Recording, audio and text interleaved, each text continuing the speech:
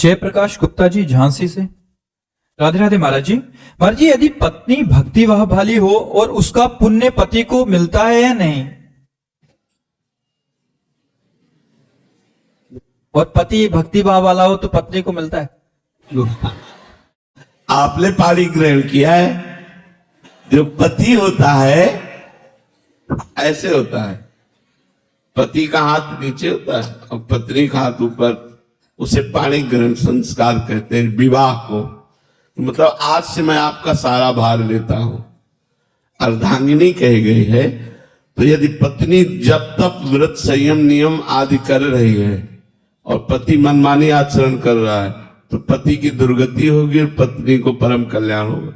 और पत्नी यदि केवल अपने पति में आसक्त है, पति की आज्ञा का पालन करती है, पति की सेवा में रहती है और कोई तप भजन नहीं है और पति उसका भजनानंदी है तो उसका कल्याण हो जाएगा, पत्नी का कल्याण हो जाएगा पति उपासना मात्र से।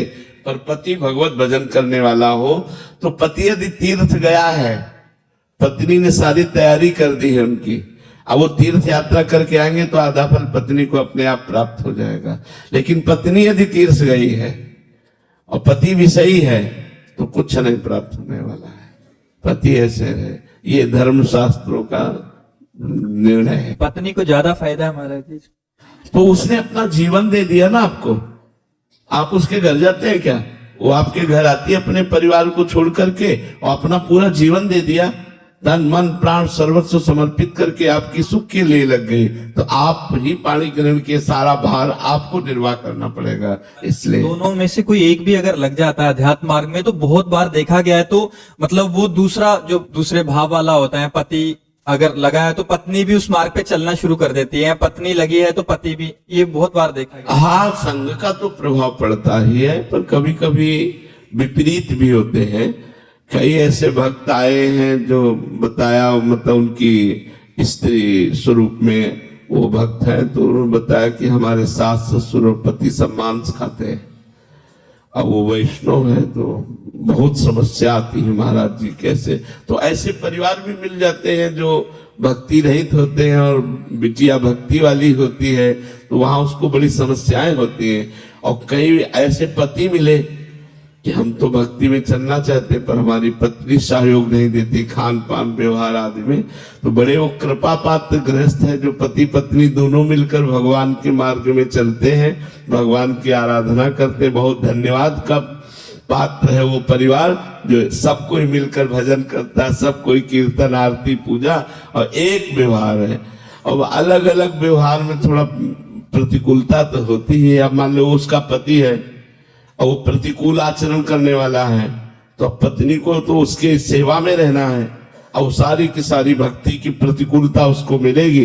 पर धन्यवाद पात्र है कि यदि वो ऐसी प्रतिकूलता में भक्ति कर ले जाए तो भगवान की विशेष कृपा प्राप्त होती है। अरे जी, जैसे कोई पति अगर गलत व्यवहार करता है, गलत कर्म बन जाते हैं, तो पत्नी को भी उसका कर्म का दंड मिलेगा या मतलब ऐसी विपरीत का कर्मों का फल नहीं है? नहीं, और ना पत्नी के पाप कर्म करने से पति को दंड मिलेगा।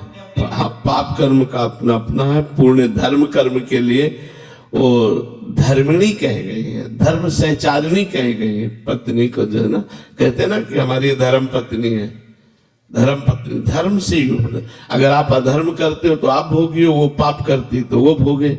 पतिवंचक पर पति रति करई, रौ नरक कल्प सत परई। जो स्त्री अपने पति को छल करके कि पति को भुलावे में डालकर दूसरे पुरुष से संभोग करती है, वो करोड़ों वर्ष तक रौ नरक में पड़ती है। बहुत बहुत तो ये सब पाप कर्म है। बहुत सावधानी से जब ब्याह हो जाए तो बिल्कुल धर्म पूर्वक चलो। मनुष्य जीवन बहुत थोड़ा है, इससे परम लाभ नाम जप करो, पापाचरण का त्याग करो, कर्मों को भगवान को समर्पित करो और प्रसन्न रहो, स्वस्थ रहो। इसी जन्म में भगवान की कृपा प्राप्त हो, ऐसा लक्ष्य बना लो।